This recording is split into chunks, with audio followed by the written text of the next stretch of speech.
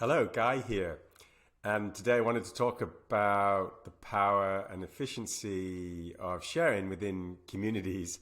I used to live in an ashram. I lived in ashrams for quite a few years, maybe 5 or 6 years. And there's quite a few things I learned from that.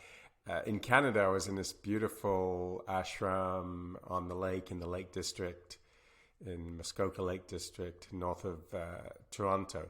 So there were about 50 of us in the ashram there, and we had between us two or three cars and maybe a dozen landlines. It was before cell phones, and the cooking would be done by a few people. I used to work in the kitchen for a while. I was director of the kitchen for a while. And so two or three people would work in the kitchen and cook for everybody else. And just want to tell you how incredibly efficient, just financially all of that was. I mean, it used to cost about a few $100s for each member to support all of that.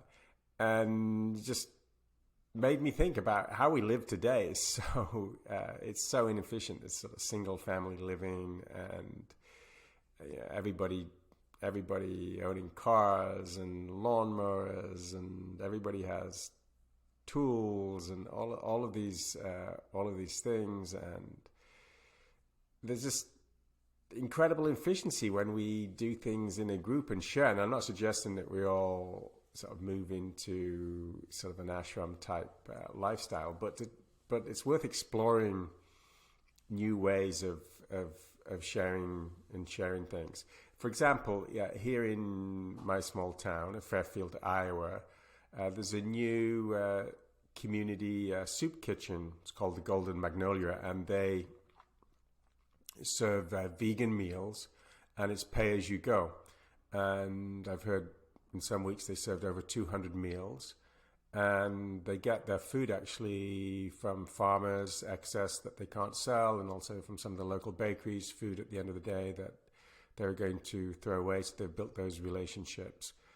But 200 meals a week, and it's pay as you go, so people have money pay, those that don't. So serving, a lot of people, and it's just anyway, it just blows my mind how beautiful that is.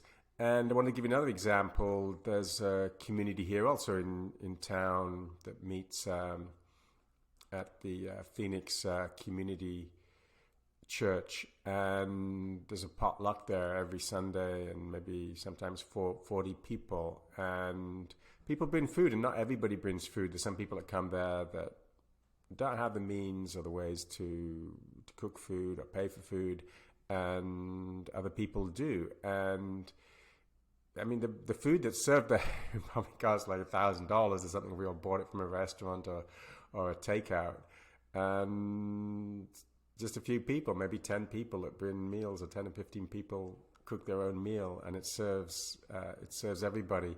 So I think as things are going to change, I mean, we are going to see some dramatic changes in economy, I think, coming up fairly soon, and we're going to have to think about ways of being more efficient with how we distribute our resources. And I don't have the answers, and like I said, I'm not suggesting you have to go and live in a commune or a community or things like that, but maybe think about what you can do to share more. Like one of the things I've started doing is when I cook now, I live by myself, so I cook for myself. I'm really good with an Instant Pot, so I always cook now for 4 people when I cook, and then I offer it to my friends. I have a Telegram group with a community of friends here, or I have a group text, and I just say, I'm cooking today, I got extra food, and I just offer it to people. And it really doesn't take me that much time. It's actually the same time for me to cook for 4 as it is for me. And the cost is really not that much more for the type of things I make: rice, beans, and vegetables, and things like that. Anyway, those are a few ideas. Please leave a comment if there's anything that you're doing in this direction, or ideas that you have. Thanks for listening, and I will see you on the next video.